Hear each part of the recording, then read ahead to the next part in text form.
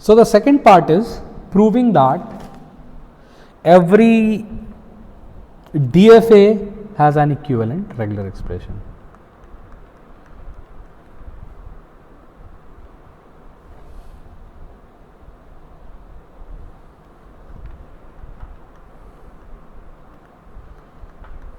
Okay. Now focus, because things are a bit not so trivial here, at least in this part. It is simple if you are able, if you are listening with focus, and if you have any doubt you can ask questions. So see, whenever we say that a string W is accepted, right,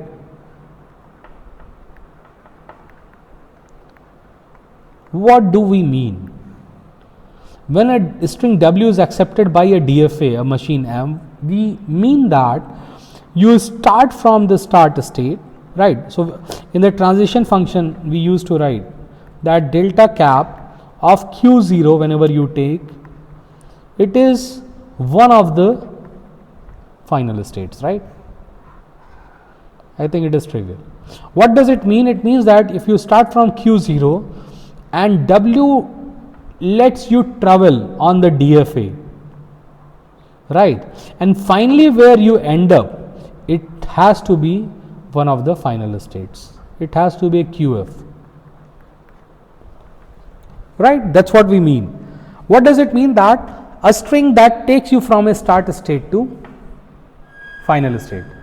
So whenever you take any string and you try to execute it from the start state, it takes you from start state to somewhere, right? Every string will take you somewhere. It might halt, it might go to dead state on a DFA. I am not talking about ENFA. Then it comes branching and all that. But when it is a DFA, every string which is part of sigma star, when you start executing it, it will take you to some state once the string is over. Now, what we want to do is that try to understand, club these strings into a regular expression, right? So what we are saying before doing that, let's say that Q0 QF, right, this is a subset of the language. So if I am saying LQ0 QF, I am defining it is a subset of your language of the machine. What is the language of machine? Language of machine is all the strings accepted, right? W such that exactly this part Q0 W is part of F. Now this Q0 W is part of F. It can be broken into chunks. If F has several elements, so I can say that this L of M can be written as union of QF part of F, right?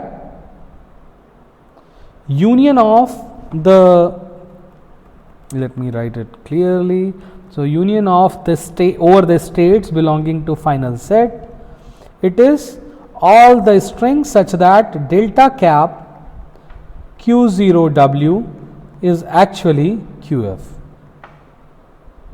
So for all possible final states, you are breaking this set into smaller chunks. Okay, yeah. So this is what. So LQ0 QF is actually this part. For a given QF, it is the subset of the language such that it takes you from a given start state to a particular final state. So LQ0 QF is part of subset of the language of the machine that takes you only to a particular final state, not any. When you talk about acceptance, it can be on any of the machines. But when you talk about a particular machine, a particular final state, then you are actually breaking. What you are doing, you are partitioning the sets, partitioning the set of language into the number of final states. Is that clear? I think that's, so you are partitioning, because every string will take you to exactly one of the final states. which is in the language, right? So if you partition, every string will go to exactly one language. It cannot go to different. So your language of M has been partitioned into the number of partitions. It is a number of subset of that language. Exactly how many final states do you have? Are you clear with the partition? If so, now if for each of these partition I am able to write a regular expression, suppose, then at the end I just have to do the union of the regular expressions, right? Suppose that for this set of language, if I am able to write my R1, for this R2, and likewise this for this R of mod F, then it is just the final regular expression I can write as R1 union R2 union R of F, and this is actually representing my equivalent regular expression for the same language which was represented by the DFA. What is the language of DFA? This language. I broken this language into smaller chunks, and then I am saying if for each of these chunks I am able to write a regular expression, then the remaining part is just to do the union.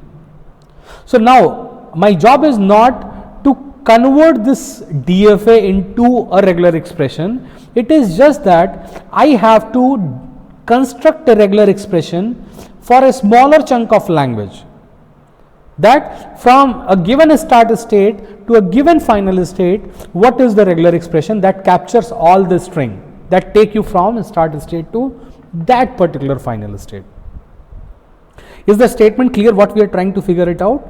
We are trying to figure it out that finding a regular expression for a given tuple Q0 QF such that it captures, it actually, the value of this regular expression is the same set of a string which takes you from Q0 to QF.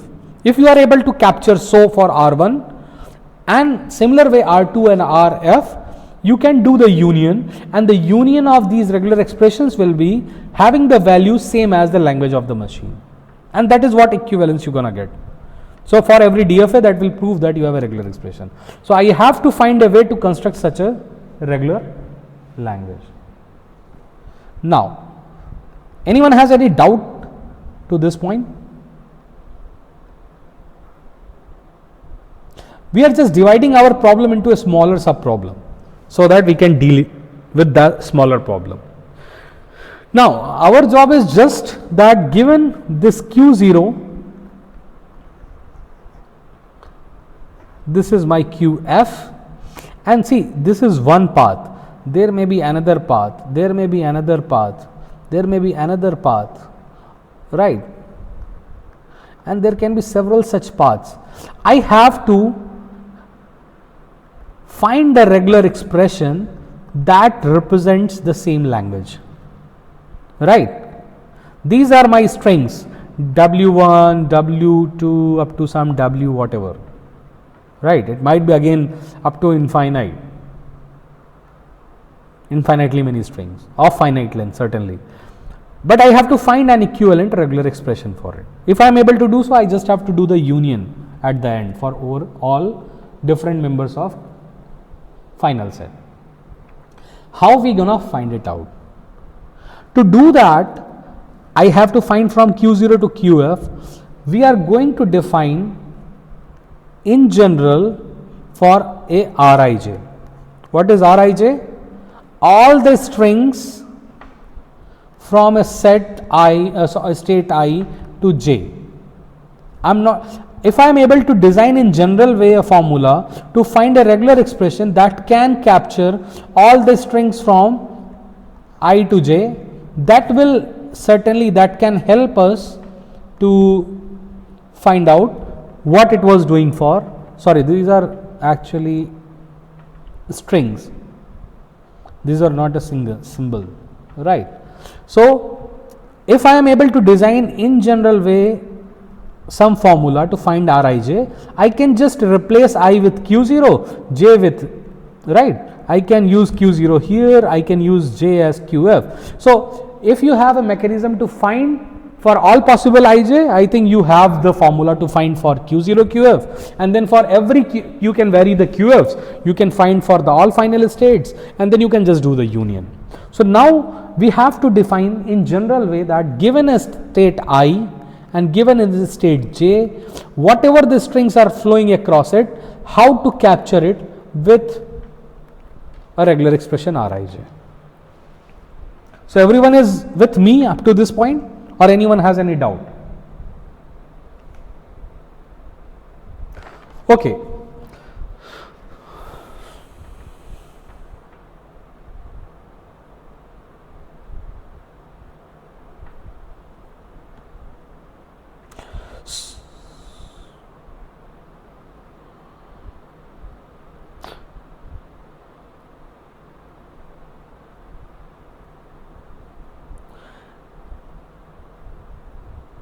Harsh, it's something very simple. See, you have to find the value for R Q0 QF. That's what you are hunting down, right? If you find it, then good. But Q0 QF, at place of that, we are saying that let's define it for a general case. For any given state, let's try to find it. If I am able to formulate something in that way, then finding Q0 QF is just one of the cases, right? If you are able to fill the whole table for all possible states here, all possible states here, the string. So Q0 QF will be just some, for different final states, it will be just some entries to pick and do the union, right? So I am saying that let's compute the whole table. Then it will be just to simple pick exactly which is Q0 QF, and then. So this table represents a regular expression that captures for all possible I and j, right? So to do that, let us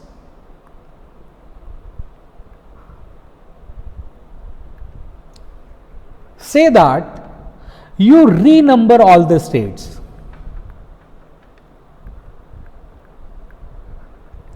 All the states of DFA.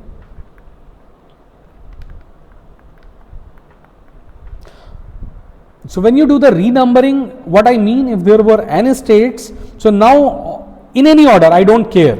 So every state is now numbered by 1, 2, 3 up to n, right? So I have renumbered all the states, and then I am defining my this variable as R, I, J, and there is a k. What does this Rijk means? Right. So this represents the regular language, right, whose language means whose value is representing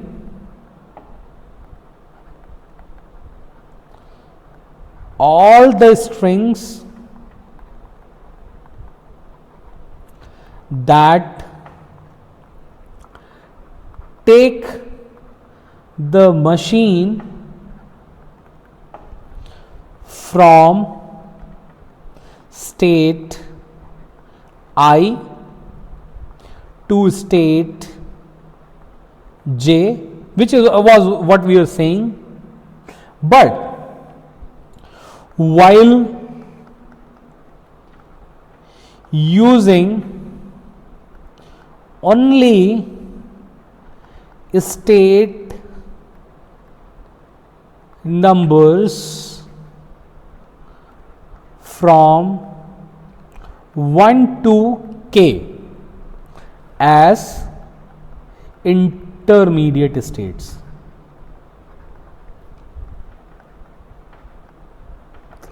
So let us quickly understand what this Rijk means. Rij was very clear. It was capturing all the strings from I to j.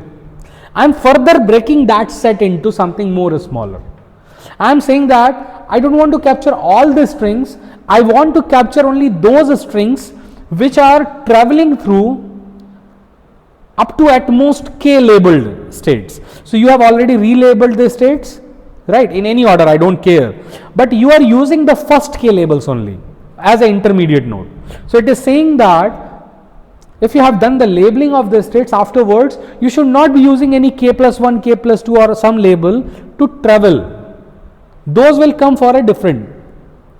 Is the definition of Rijk is clear? If that is clear, rest is very trivial. You have to understand the definition of Rijk. It says that, let me repeat again just for those who are not understanding and also not asking or sleeping, that Rijk actually means that it takes you from state I to j, it captures all the strings from I to j, but those strings while going from I to j, they also travels through some other, right, as a intermediate states. Those states can be only the labels available from 1 to k. We are coming to the question, how we gonna pick the value of k, Shashwat. There is a very interesting algorithm paradigm, dynamic programming, which you will be studying in algorithms course. It is one such flavor. Tomorrow when you will be studying, you will be really realizing that how interesting a table is filled with values. DP is exactly that algorithm. It forms a table, fills a table in a specific way. So, is the definition of Rijk clear? That is the first question. If that is clear, then we have to also talk about the mechanism of finding the value of Rijk. Anyone has any doubt in this Rijk? What does it mean? How we construct, how to fix the value of k, that is a different thing. Anyone has any doubt in that?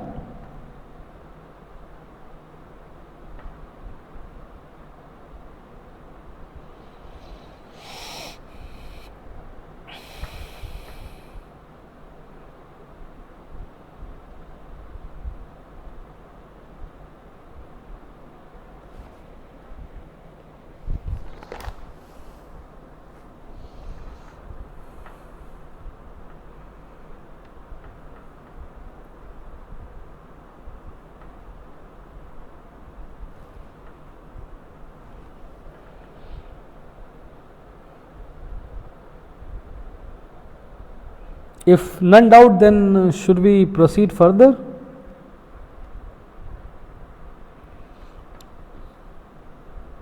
Okay, if you are unable to understand, you can always come back, visit later. Okay, so let us define this. So what I said, now at place of having just a 2D table to fill, right, initially we said there is a Rijk entry that you want to compute. It is basically I cross j table. I am saying it is not just 2D table, it is a 3D table. So it is also varying in the dimension of k. What this k is, it is telling you that up to how many states can you use. So this is your I, this is your j, and let's say that the labels are given here. So 1, 2, up to n states are available, and this is where k is, right. So while traveling from this, you might be using, you are allowed to only use the states here. You cannot use the paths that actually enter here. You are not considering those strings at this point of time. You only consider and capture the strings which are coming in this box as an intermediate time, and they are getting out to j. Nothing that is beyond k.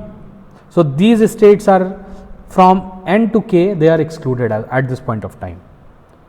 Now the question is how we define this Rijk. Let us do that. So again, in the base case, in DP again we have a base case to compute one layer of the table. So when it is a 2D table, sometimes we have a mechanism to define and compute one row, and then we are building the other rows based on this row in a recursive, by recursive definition. Similarly, if we have like different layers, so we will be computing one 2D layer of a 3D table, and we will be computing every 2D layer one by one. So here let us define the value of Rijk for value when k is 0. So when k is 0, what you are saying? You are saying Rij 0. That means you are not allowed to use any other state as an intermediate state, right? Because all states are numbered from 1 to n. So you are not allowed to use any intermediate state. So in that case, what you gonna do? You're gonna say that, okay, let's say there are two possibilities here. The first possibility is that I is not equals to j, and the other possibility is I equals to j. Yes or no? That is again a possibility. The path might be taking from the same state to the same state itself, some state I to I, right? So these are the two possibilities further, for I is not equals to j or I is equals to j. For I equals to j, now there are three sub cases. The first case is that I is adjacent to j by an arrow labeled as A. So I is actually adjacent to j. What do I mean? There is an arrow going from I to j labeled with A. So in that case, the value of Rij 0 will be A. This is the first subcase. The next subcase is if I is adjacent to j, but the arrow has multiple labels.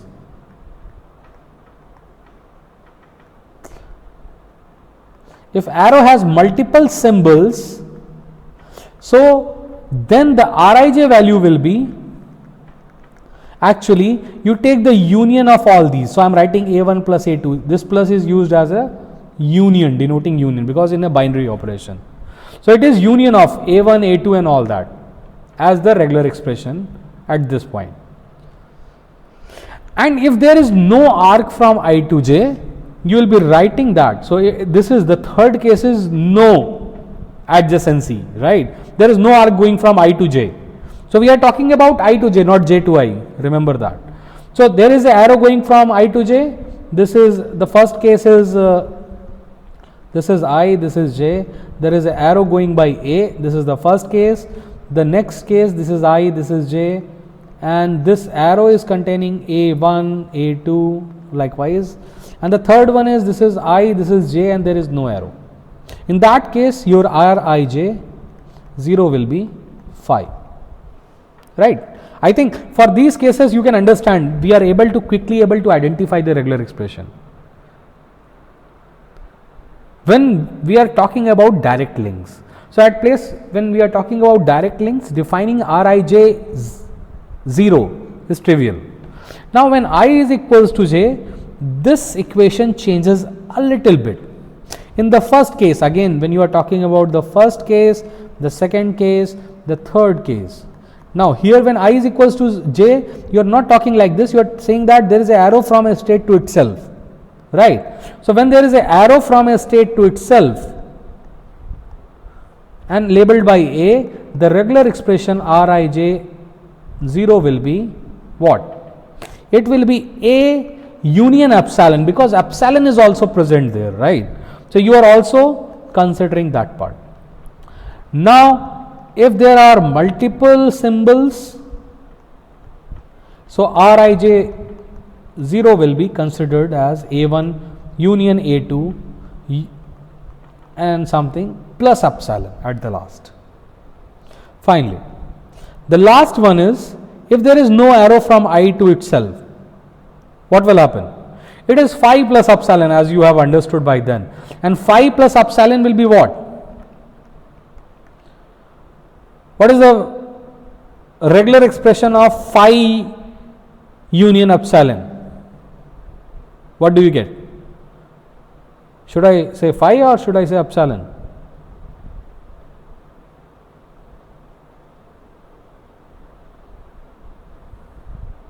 Good. Means I think you guys are really able to understand. That's good. So it will be epsilon, right? So what happened? For the first layer, see, we said that there are this k dimensional table, right, with I and j rows. You have already, for k equals to 0, you have filled all the entries, right? Is it true or not? Using this simple principle base case, you will be able to fill all the entries of the label first layer where k is equals to 0. Now we're going to define a recursive way of computing it for any level based on the calculated value for the previous levels, right? So let us see how we do that.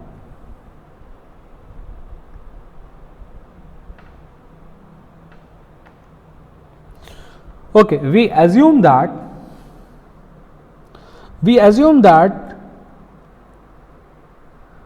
Rij k minus 1 levels you have already computed the values. So what I am saying, you have computed the 0th level, 1 level, second layer, third layer, and up to some value of k minus 1 you have already computed. Now using these values you want to compute for k for the kth layer. How we gonna do that? Right. What I am trying to say in terms of diagram, if you say, it is saying that okay, this is my I, this is my j, and let me write the labels again in the inverted order 1, 2, up to this is my k minus 1 and this is my k, right. Now what you are saying that all the paths that were going like this in this box you have already captured and calculated.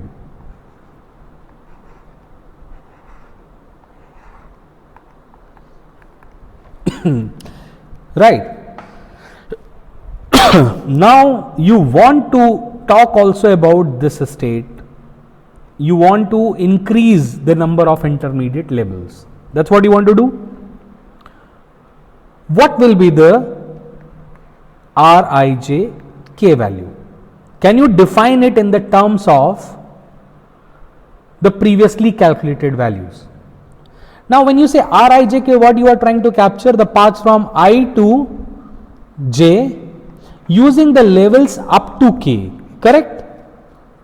That is the intermediate levels allowed to you when you are saying Rij k. When you said Rij k minus 1 is already computed, that means up to k minus 1 labels, using that you already have all the strings from I to j.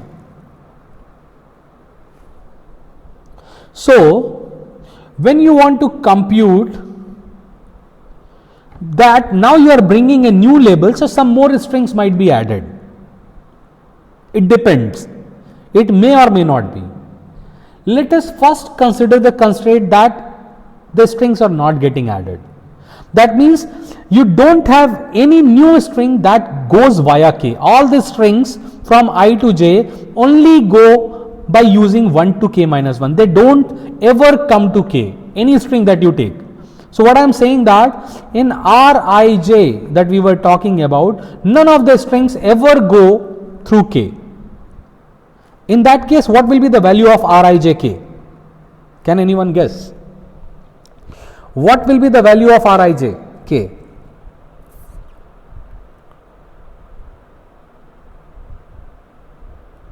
Good. This will be exactly as Rij k minus 1, because those strings are still present, right? When you say up to k, by default these strings will be part of it. But no new string is added that says explicitly it goes to k. So this is the first case when no new strings you are able to find that goes up to k for sure and then goes to j, using the other intermediate up to 1 to k. Now the other case is that you have it. What you have? There are some set of strings that take you. Then what you do? So in the diagram way, if I have to really represent it, it is like this I is somewhere here, j is somewhere here. Let's say this is the k value. This is I and j I am taking at top, but you can take somewhere at the bottom also. So this is the k level. Now when you talk about from I there is strings that take you down. This is up to k minus 1. So they take you below and then you are going to j, right? You are not using any of the labels of k. But if you want to use the level k also, what is the possibility? The possibility is that using the intermediate again up to 1 to 1 minus k, you are coming from I to k, and then from k using the same 1 to k minus 1, you are going to j. Is this clear? This is that if you are directly going using 1 to k minus 1 labels only, but there is a possibility if you say that there might be some strings that might be visiting k, but see, even those strings are allowed only to use as intermediate to k minus 1. So from I to k you are going using k minus 1 labels, and from k to j you are going using k minus 1 labels.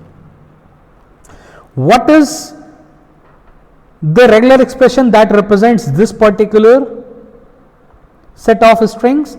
This one is r I j k minus 1, right?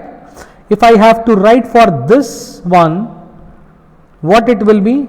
It is actually r I k k minus 1, right? And for this one we have r k j k minus 1, correct?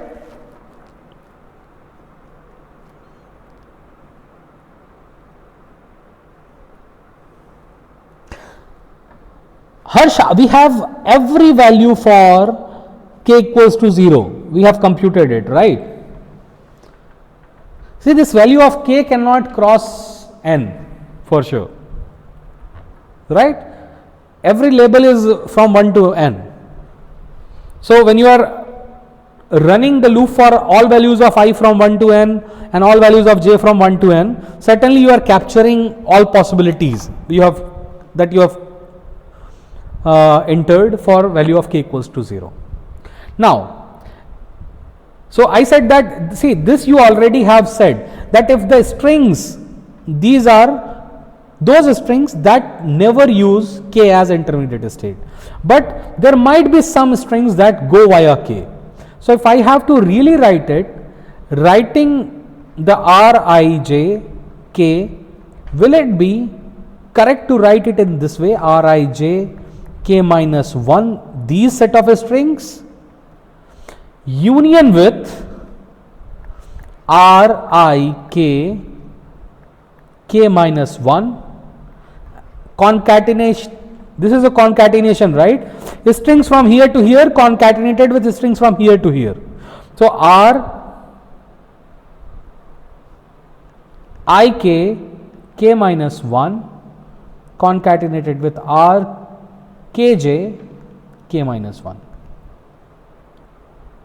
Sorry, I have already written one part. R k j k minus 1. Is that all, or we are missing some strings? We are missing something. See, it might be possible the string that took you from I to k, it doesn't move ahead to j. It might be doing a loop at this point of time, right? And this loop that you are doing for some number of times, I don't know how many number of times, this has again a regular expression for itself, which is represented by r k k k minus 1. What is r k k k minus 1? It represents all the string that take you from k to k using the intermediate states, right? So when you talk about going from I to j via k, it is not just go from I to k and k to j. It is that you go from I to j, I to k, then any possibility of k to k itself, and then k to j. Therefore, there will be r k k also in this picture, right? Concatenation. Not just that, you have to take a star of it. why a star of it? Because this loop might be traveled any number of times. There might be some strings that directly go, or some take few rounds, some take even more rounds, and likewise. Is it clear? So this is for the second case, when there are strings that go via label k, and the previous case we already said that if strings are not going via k, so it is just the first term, right? So this is already captured here. So is this expression clear?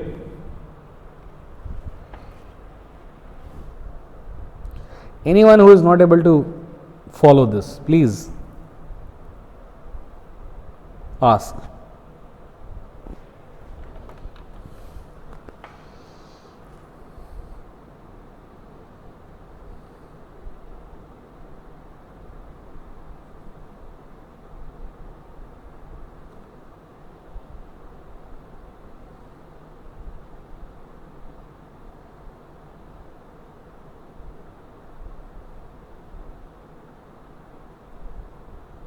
Hello?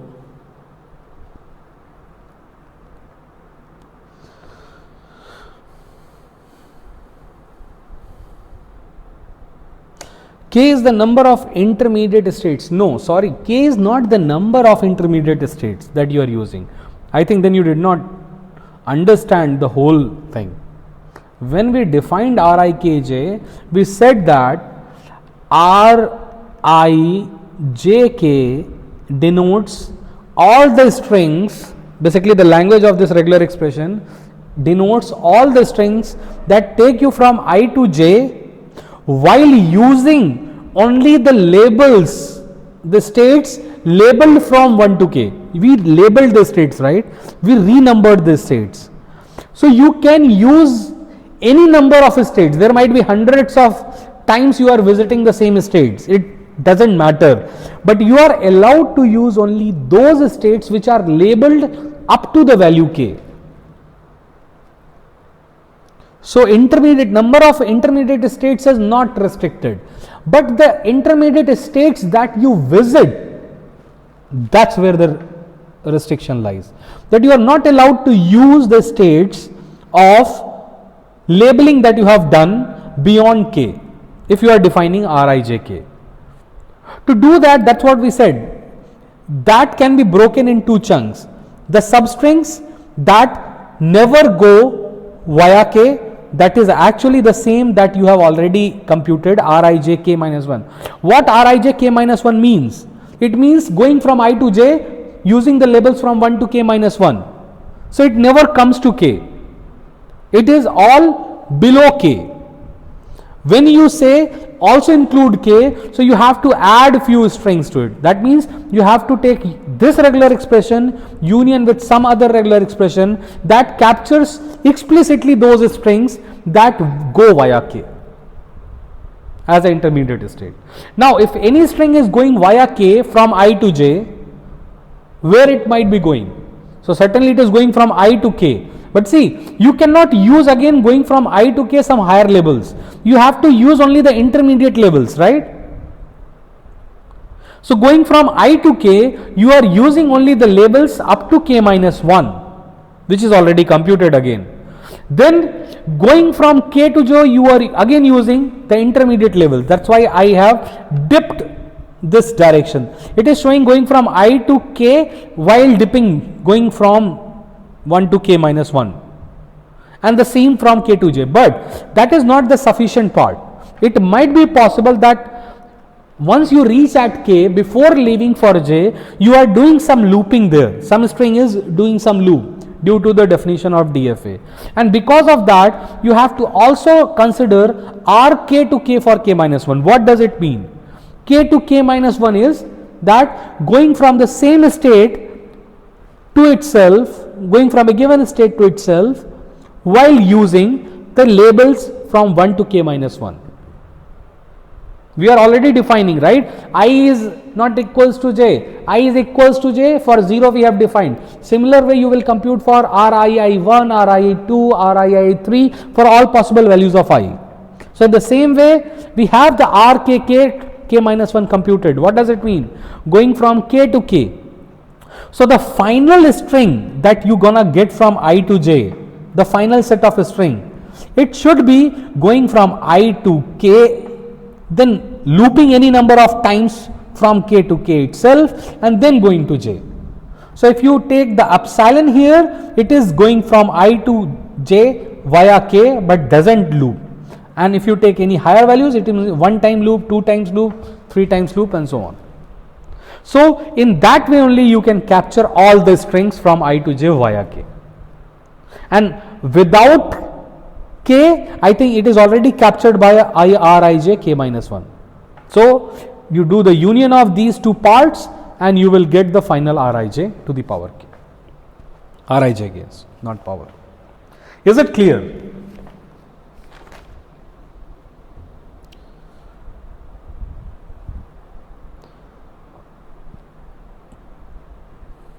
Okay, good. So let's take one example quickly and try to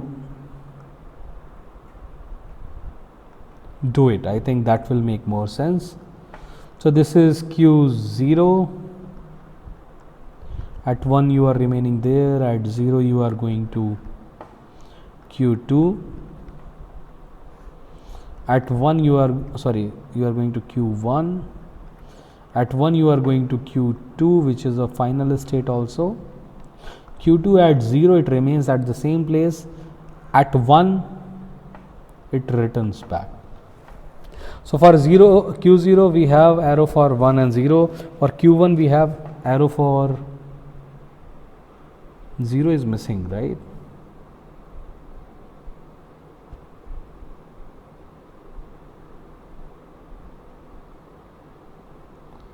Oh, okay, yeah. So for this 1, 0 is defined. For this one the arrow is missing. So where should I take?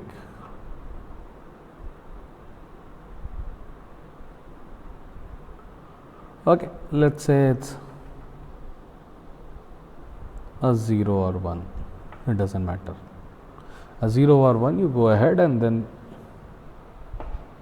I don't know what the language you will get anyway. So for 0 or 1 from Q1 you are going here and then you are doing like this. Now if I have to calculate this, so let us start calculating because there are 3 states. So the labeling is 1, 2, 3, right? Now the first table that you are going to compute, there will be 6 possibilities, right? Let's compute the first table. What is the value? R110. I am just writing, you have to tell me what is the value. R120, R130, R1,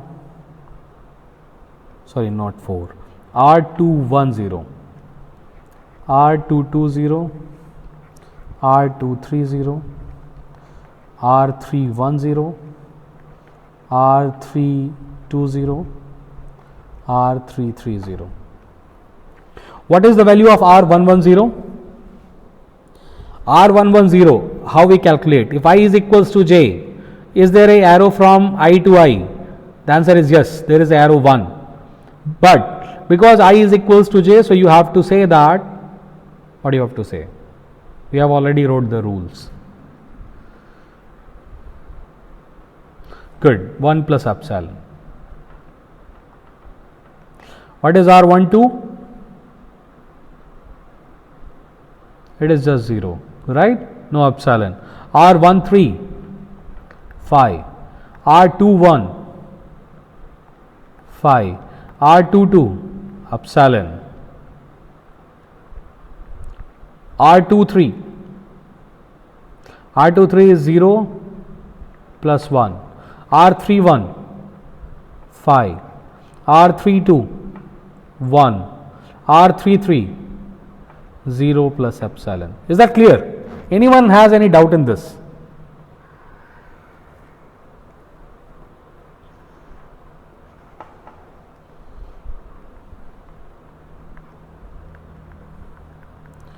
Good. Let's compute for k equals to 1 the values.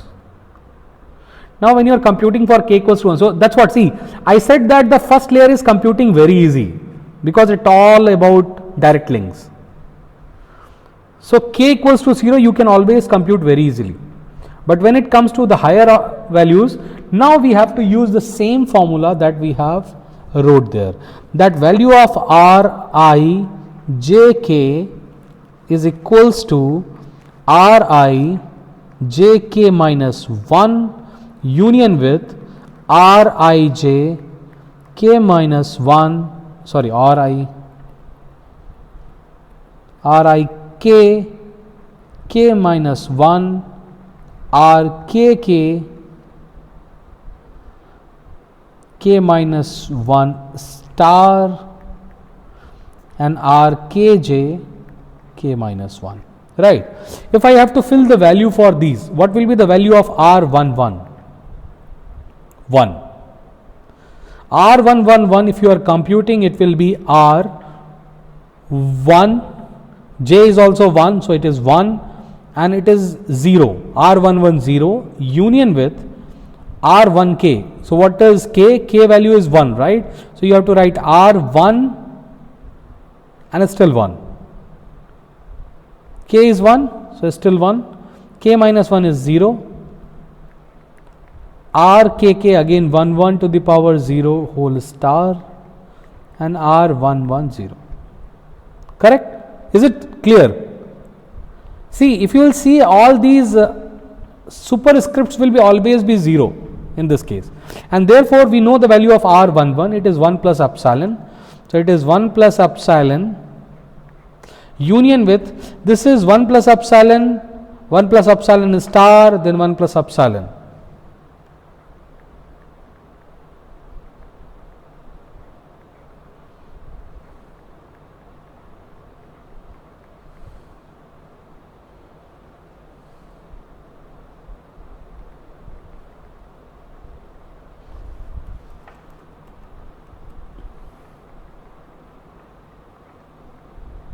Now 1 plus epsilon star, what does it mean?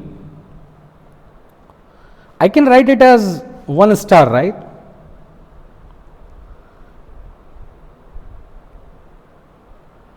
Is it okay to write 1 plus epsilon star as 1 star?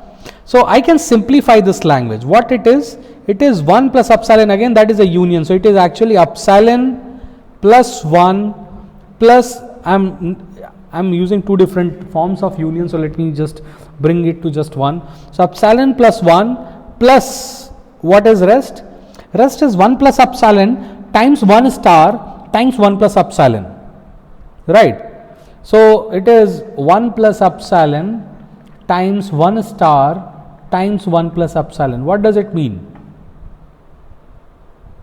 This whole thing, what it is going to give you?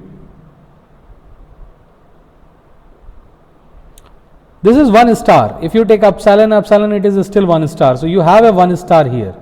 1 star union with, if you are taking the other possibility, it is giving you 1 with 1 star. Then it is giving you 1 star 1. And the last one is, if you are taking 1 star. Now, you already have 1 star here.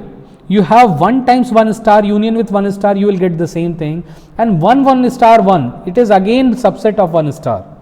So altogether this whole thing you can write as 1 star. Yes or no? Any doubt in that? So this is like simplifying the regular expression. Now you got 1 star here, and epsilon plus 1 star, altogether this is still 1 star, because 1 star already contains these members. So you don't have to write it explicitly. It is like these are the members of this set, so you don't have to again rewrite it. So this comes as 1 star in the simplified form. Is it clear to everyone? How come it became 1 star? What is the value of R20? Sorry, R20. Compute it on your paper and let me know. What is value of R120?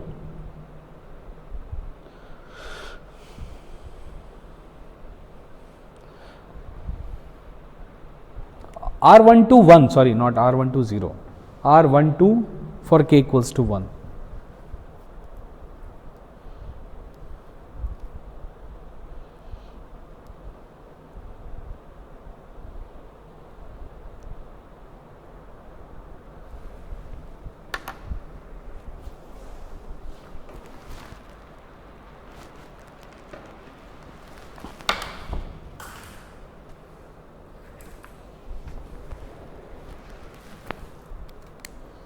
Anyone who is done?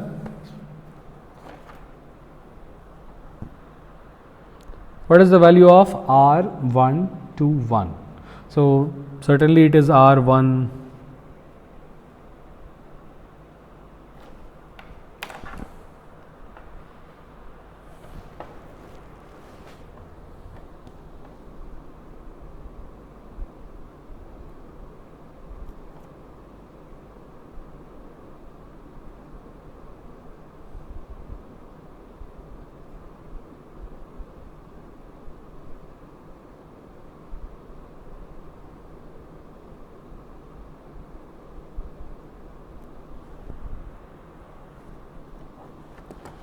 Should I compute it?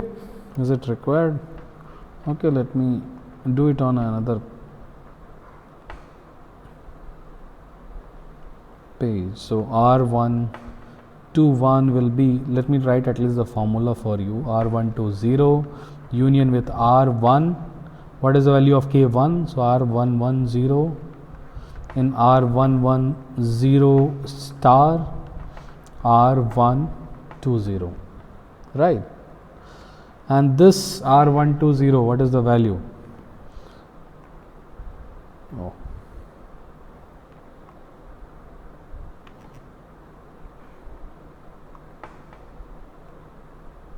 The value of R120 is 0 and this is 1 plus epsilon. So 0, right? So this becomes 0 union with 1 plus epsilon. Here it is 1 plus epsilon star and this is 0. Correct? So this is 0 union 1 plus epsilon star. So this is just 1 star, right? So 1 plus epsilon times 1 star times 0. Now this is 0 union with, if you try to really separate this, distribute, I think someone was talking about distributive properties and all that. So it's a very simple distribution. You can distribute over just like addition, multiplication. You should understand the concatenation and union works. So 1 if you take, so 1 star 0, that gives you 1 plus 0 union with, if you take epsilon, it is 1 star 0, right? But see, whenever you have a condition like this, again 1 plus is already part of it. So you can just write 0 union 1 star 0. But again, if 1 star, if you take it, is also containing epsilon with 0. So 0 is already part of it. So finally you get 1 star 0. So many of you wrote correct answers. Some of you wrote additional 0, but I think you understand.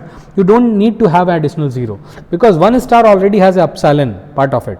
So epsilon times 0 will give you anyway 0. So you don't have to write it explicitly. So the answer is 1 star 0. What about the 130? R131, what is the value of that?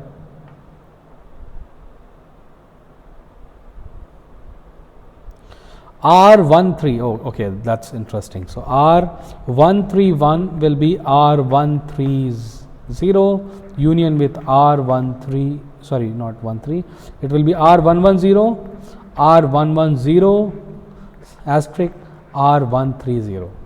See, whenever such kind of thing you get, first you always check if there is anything phi in concatenation with anything. If that is the case, your life becomes very easy. R130 is phi. Here this is phi, here this is phi. So what it becomes?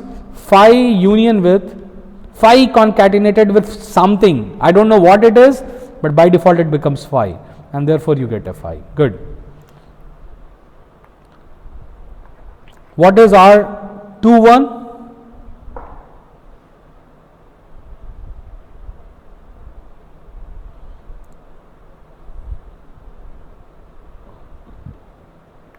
Yeah, something similar. So if you are trying to find the value of R21, it is R210, which is phi, and then R210 again is coming here, concatenation with something, and this will give you phi.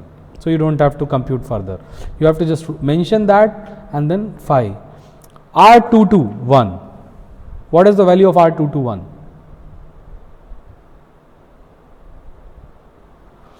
Epsilon. If I have to compute R221, it will be equals to R220 union with R210, right? And what was the value of R210? R210 was phi. Good. So R210 concatenation, let me write at least the whole expression. R110 star R120, right? 120 might be having some value, R110 might be having some value, but this R210, this is a phi, so everything becomes phi. So whatever is the value of R220, see, this is the example that some point you don't have any path going from 2 to 2 while using label 1.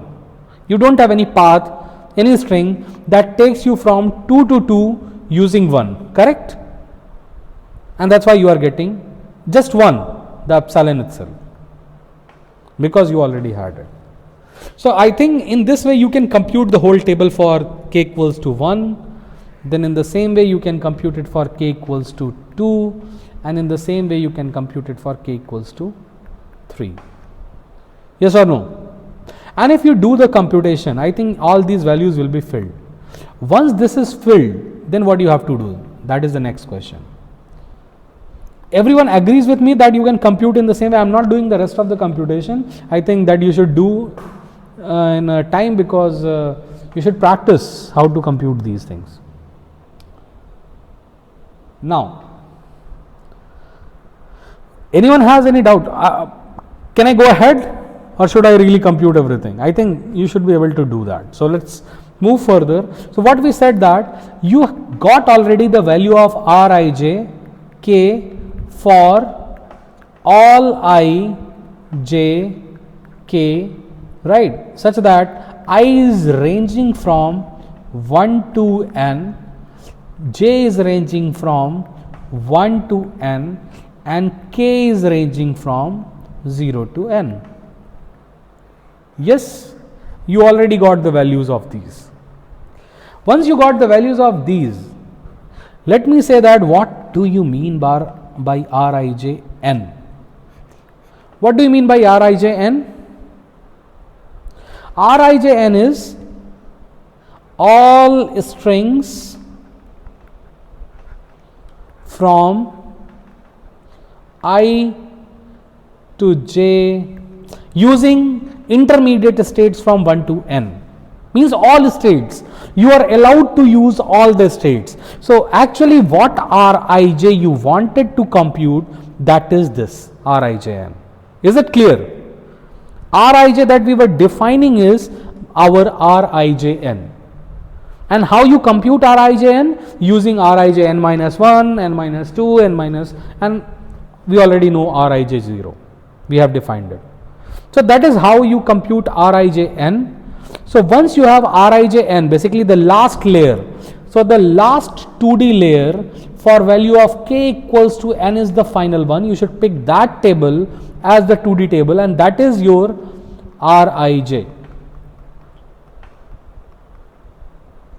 Once you found this Rij, then what do you need to do? For every I equals to Q0, basically the row where it is representing Q0, you pick those cells which are representing some state Q1 part of F, Q2 part of F, something like that, and those cells are giving you exactly our Q0, QF value. Correct? Now you just have to do the union of that. So the final answer of the regular expression will be, once you find this Rijn for every ij possibility, then pick the I as Q0, J as one of the final state, and find the value of our Q0, QF. For every possible J where J is representing a final state, you find R Q0, QF and do the union of that. The union at the end will be the final regular expression, that is an equivalent regular expression of the DFA. Is the whole algorithm clear, or anyone has any doubt in that?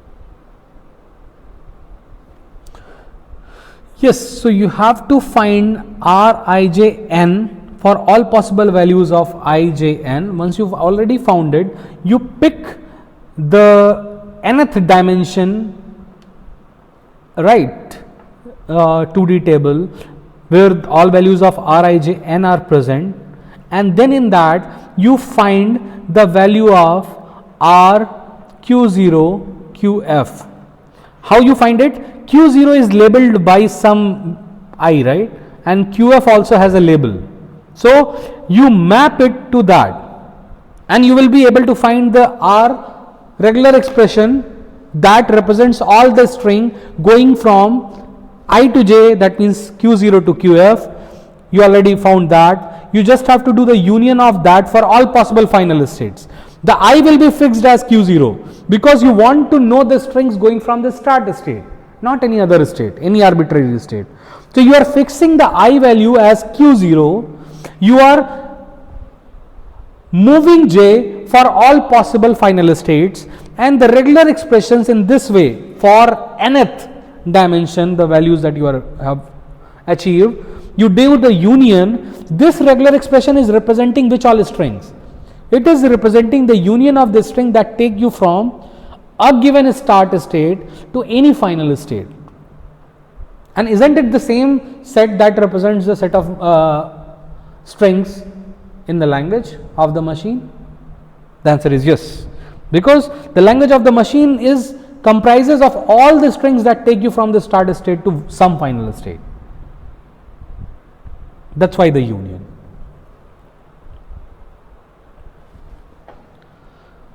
Okay. So that is what we proved, that for every DFA we have an equivalent regular expression, and for every regular expression we already proved that there is ENFA, and we already know that every ENFA there is an equivalent DFA. So altogether you can see that it's now already all are equivalent to each other. So the set of languages described by regular expressions are same as regular languages, nothing more, nothing less, right? So that's all I wanted to cover today. In addition to that, there is something called another algorithm that does the same, converts DFA to regular expression. Now it is called state elimination algorithm.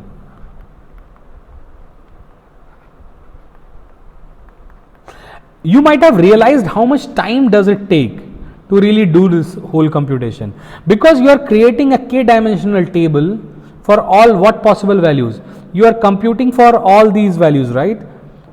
So basically n cube entries you are filling, and each entry filling requires reading complete previous layer, right? So how much time does it take? Not complete, actually you are just picking some values from the previous layer. So n to the power 3 such expressions you are solving, and then you are getting that, right? So this algorithm takes, it's a more expensive algorithm because of the DP.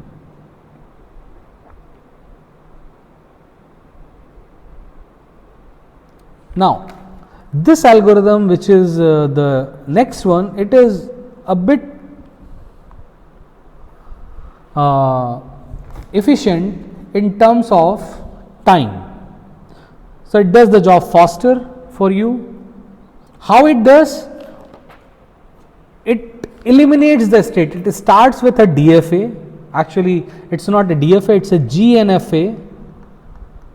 It's a special form of NFAs where you can have regular expressions placed on the arrows, the transitions. So transitions are not only the symbols but regular expression. Not symbols are only present but also the regular expressions. And if there is a state I and j and some arrow with a regular expression is present, it is same as representing that all the strings of the language of regular expression is doing the extended transition from I to j. So you can replace this R as equivalent ENFA at this place, right? So you can understand that it is always possible to represent and label an arrow with a regular expression, right? So GNFA is that kind of NFA where regular expressions are present on arrows.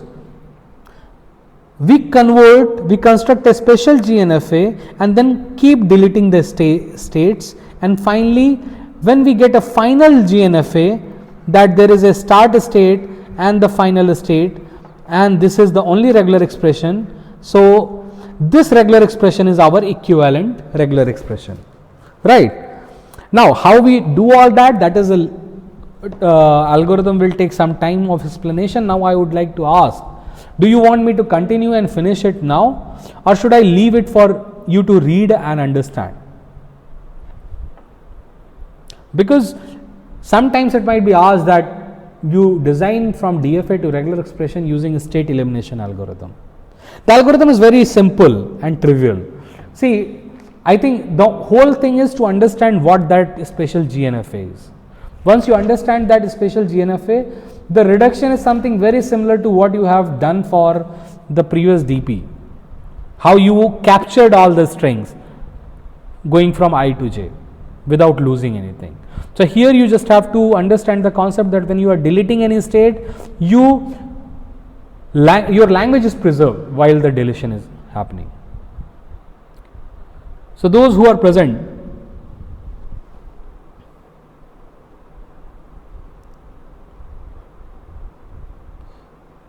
if we start now, maybe another 15-20 minutes or so.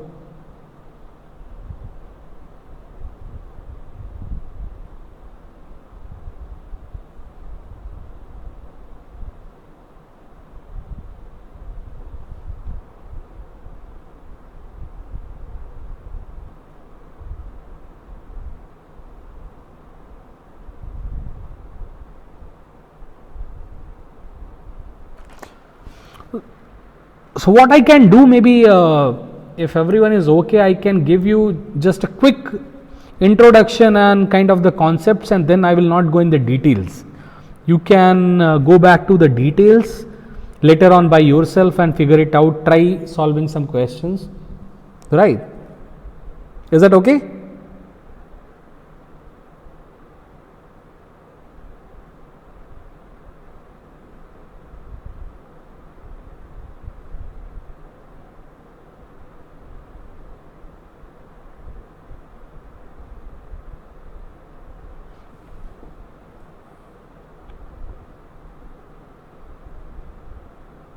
Okay, thank you.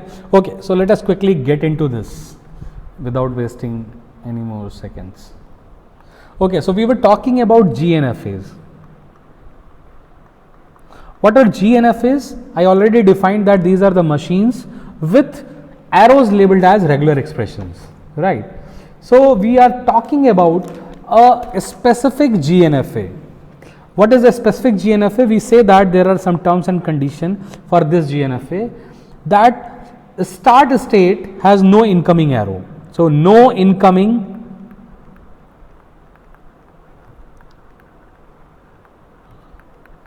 in the start state, right? That is the first condition for this special type of GNFA that we are constructing for this method. GNFAs are a very general machine. It says GNFAs may have regular expressions. Now I am talking about a special GNFA that we are going to use in this algorithm. So that has the first property, no incoming arrows in the start state, no outgoing arrows from the final state, exactly one final state,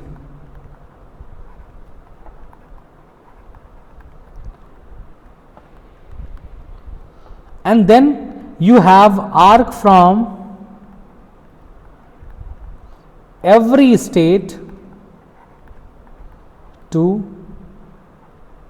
every state, right? So you have arc from every state to every state except the start and final states. Start state, you might have arrows going from here to other places, but no incoming arrows. Final state, and yes, you just have one final state, right? So this is a special GNFA. Now the question is, how can we construct, given any DFA, into this special GNFA? Is the definition of the special GNFA is clear? No incoming arrow to start state, no outgoing arrow from final state, exactly one final state, and arc from every state to every other state. And fifth, certainly arcs are labeled with REs. That is property of GNFA itself. So that is not something special, right?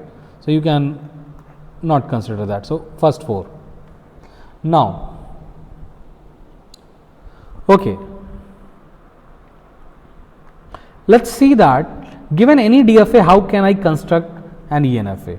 So let's say that there is a DFA given to you, right? So this is the start state of the DFA. There are multiple final states. Now I want to construct a special GNFA for it.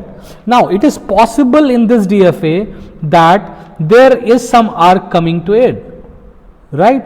And this final state might have some outgoing arcs too, right? It is always possible. So to take this DFA machine and construct an equivalent special GNFA machine, you need to add a new start state, add it with epsilon to this particular one. Then from these final states, you take epsilon arrows to this new final states and really remove these final ones, right? So these becomes non-final. So now what is happening? There is just one final state, one start state, and now this start state, this might had some incoming arrows, but on this you just have one outgoing to this start. For other starts, you're gonna do some labeling, and for this final, you don't have any outgoing arrows, right? Like these ones. So you will just have incoming arrows from these final and other states too, might be, but you will have no outgoing. Now, how other arrows will be defined? It will be based on the following rule. It is like that if you had some arrow going from I to J as A, it is simple. You write the regular expression for I to J as A itself. If it was something like multiple arrows or multiple label, so what you gonna do? If it was A1, A2, something like that, so it becomes A1, A2 likewise.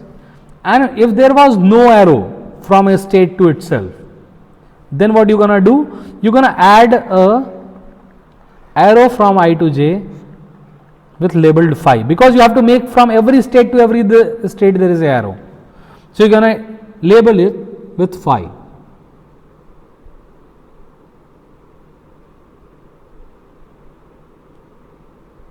Is it clear?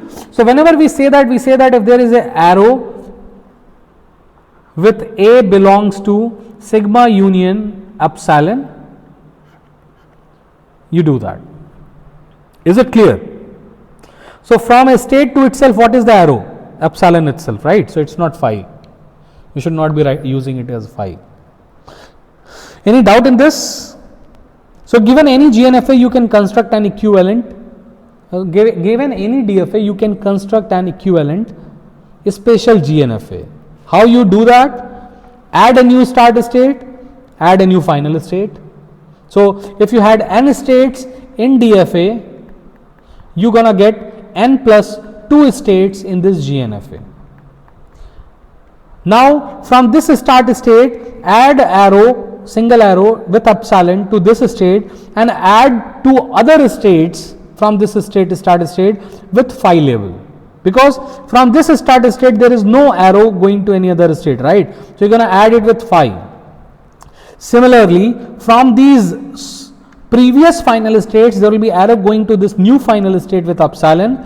For all other states, including the start state, there will be an arrow going from these states to this new final state with phi. And in between, this is for these 2 states. Now what about the inside? If there was an arrow with a symbol going from one state to another state, that will represent the same as the regular expression. If there were multiple, it will be in the union form. If there was no arrow from I to j, you're gonna put an arrow from I to j using phi.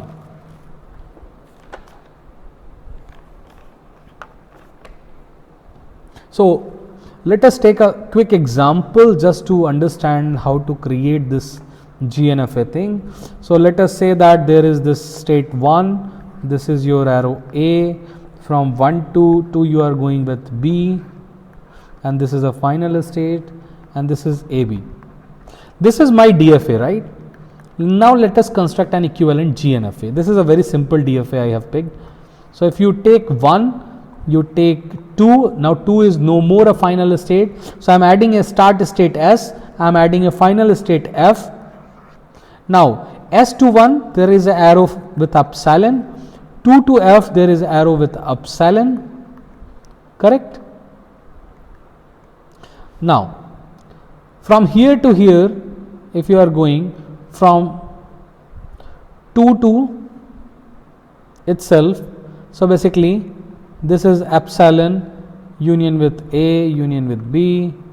1 you have A union epsilon, and then 1 to 2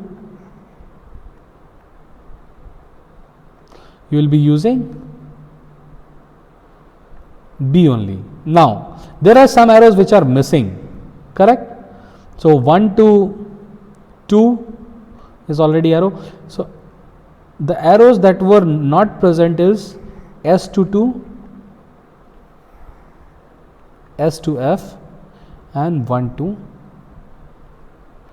F, and yes, from 2 to 1 also.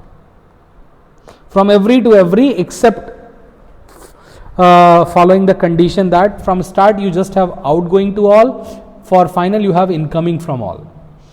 So 1 has arrow to every other state, right? 1 has arrow to 2 and final, 2 has arrow to 1 and final, and likewise, and these will be labeled as phi. Is it clear? Given a DFA, how you can construct an equivalent GNFA?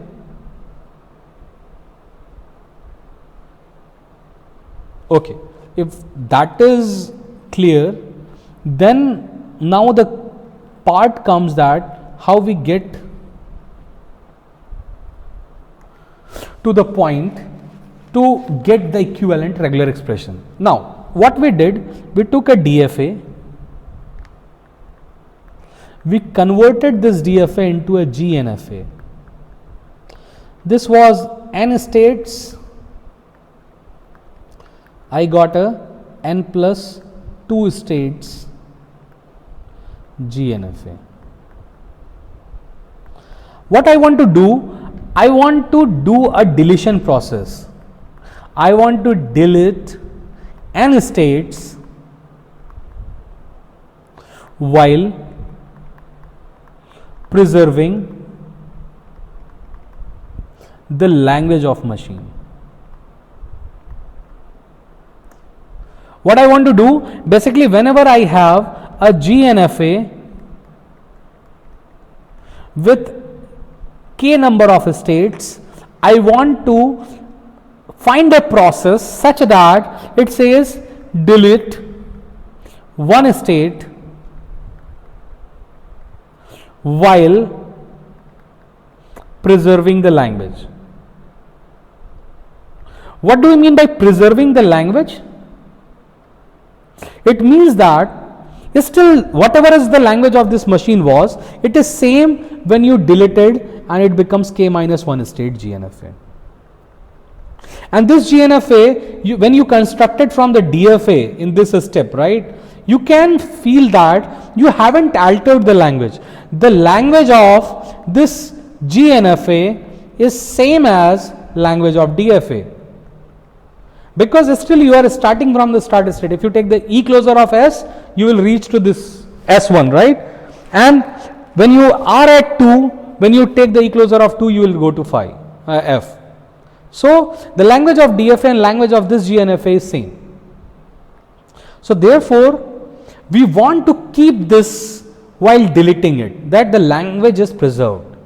So altogether, if we are able to find some such method of deletion, our job will be good. We just have to run it for n times.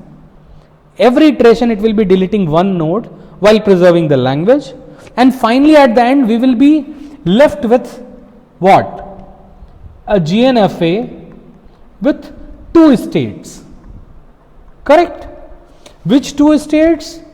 Only the start and final state. We are not deleting the start and final. So what is going to happen at the end? You gonna end up with just this, a start state, a final state, and a single arrow from start to final state labeled with a regular expression. And because you have preserved the language of the machine, so this machine, this GNFA has the same language what you had for the DFA. Yes? And in that case, this regular expression is actually describing the same language, because it describes all the strings that take you from S to F. And those strings are exactly the same string that were taking you from the start state to all the final states of the DFA. So if we are able to ensure the language preservation during the deletion, I think just we have to delete n states and we have the answer. Is everyone clear with that? So then only the part left is to understand the deletion process while preserving the language. Everyone is clear with this concept?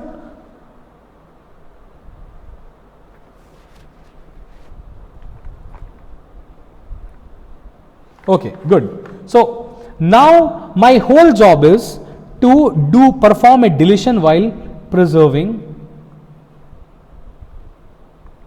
Deletion part is very simple.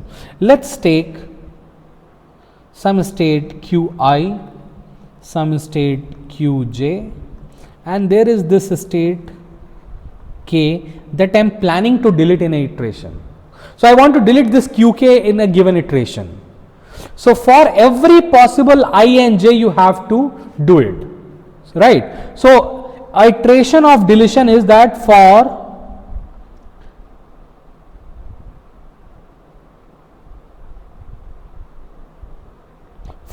every I j, right? So basically you are varying I j from 1 to all possible values including S and F of this state, right. In the beginning it will be for 1 to, n plus 2 and it will keep decreasing. So all possible values of I and j, what you are doing, you are trying to say that let's delete the state k and what will happen to it, correct. Now let's say that this is one regular expression, this arc is labeled by another regular expression, there is an arc from here to here and there is an arc from here to here, correct. Let's label those arcs. So this is represented by Rij, Rik, this is represented by Rkj, this is represented by Rij, this is represented by Rkk, correct. We want to delete this state k. We have to delete while keep preserving all the strings from I to j. So when you are talking about going from I to j with k, there were two types of paths. One which were directly going from I to j, the other one via k. Now when you are deleting the k, you have to preserve these paths also, right, these strings that were going via k. So to do that, what is suggested that you in your next iteration, if you are deleting your k, you should label the arrow from I to j from Rij into the following. You should label it with certainly Rij is going to be present, but more than that, what else should be there? See, if I am deleting this particular node, right, I am deleting this whole node. So that means I am deleting all these arrows also. If I am deleting all these arrows, so how can I preserve these arrows? By understanding exactly what all I am losing and adding it here. That is the only way. So if I know what I am losing by deleting this node from I to j, I can add it on the arc from I to j, right. So you just have to do that Rij union with Rik and any number of Rkk, just like we did previously, because you might be coming from here to here, then some looping here and then going to Rkj. Yes or no? That's all. You have to do this for all possible values of I and j. Even for the values of Ri to I, you have to do it. Correct. For I to I, still you have to find that if there is an arrow, so I to I also for a given k, you have to figure it out. So I is basically the self loop regular expression. I to k, what do you have? K to I, what do you have? And the loop. And finally, whatever you had here, you have to update this in the form of I to I. That means on the self loop you will be updating. So if it is 1, this is 2, this is 3, this is 4. So it will become 1 regular expression union with 2 times 4 star 3. I hope it's clear, right? So you do it for all possibilities. You will realize that although I have deleted k and all the arrows attached to it, but while deleting it, for every I to j, I have still preserved all the strings. And because of that, because you have preserved all the strings, your language is not going to change. And then, just like we showed for any k, you keep deleting one state at a time, you will realize that at the end, you are done deleting n states in the same way, and you have the answer that you got finally a single GNFA in the form of this, and whatever the regular expression, by doing this kind of preservation and keep adding, the final regular expression will be your equivalent regular expression for the given DFA. Is it clear, or anyone has any question on this?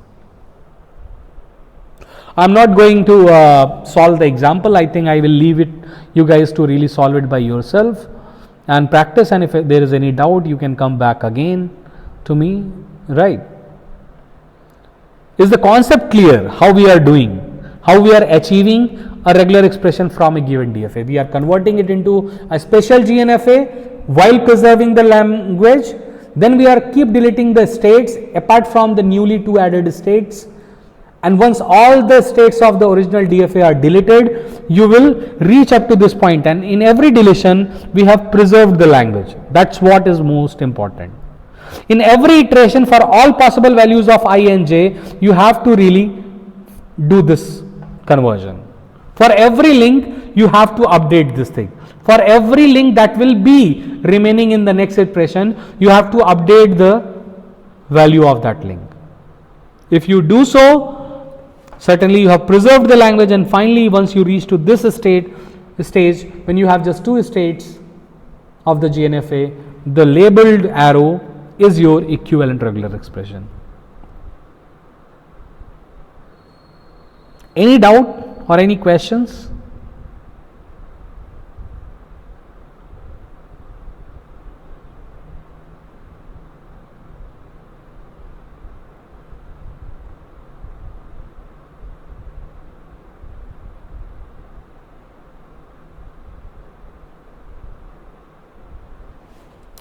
These 5 transitions will do the same what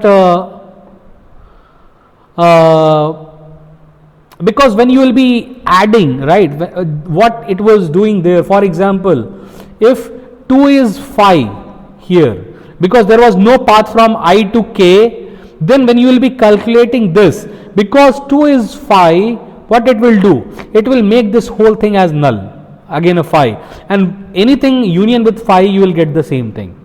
Right. So therefore it will keep making sure that you don't add anything extra. What do you mean by preserving? You add exactly what you are losing, nothing more, nothing less.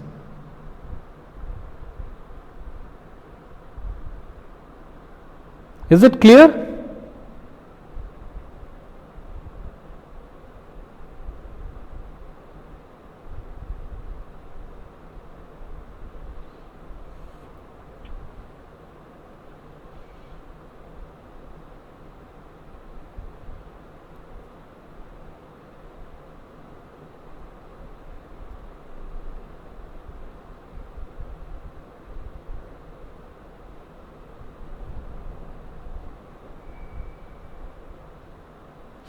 Certainly, see, if you don't write 5 transitions, then you can say that there is no 5 transition and it's okay.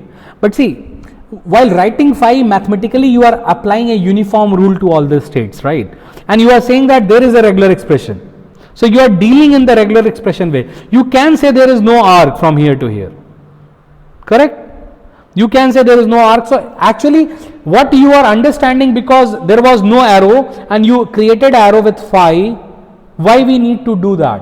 While considering it, we could have said that okay, there is no arrow, so you do that. But see, there is no arrow, there is no way to find it at that point of time.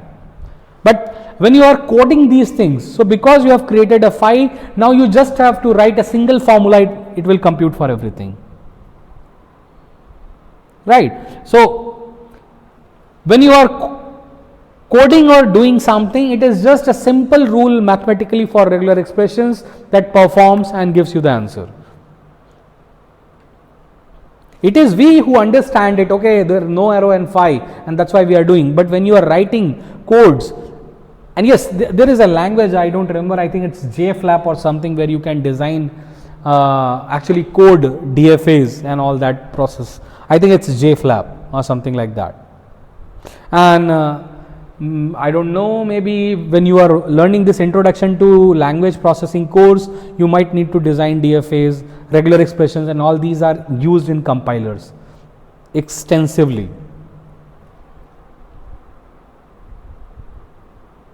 Correct. So it is just for the uniformity reason. Correct. If you are able to understand, see, if you understand what we are doing, then means you don't have to go in details of that. You are very clear with that. But just for the simplicity, understanding and having a uniform rule for all the things, and understanding always there are these 4 types of transitions, we are just making sure all that thing. Okay, if there is any other doubt, please feel free to email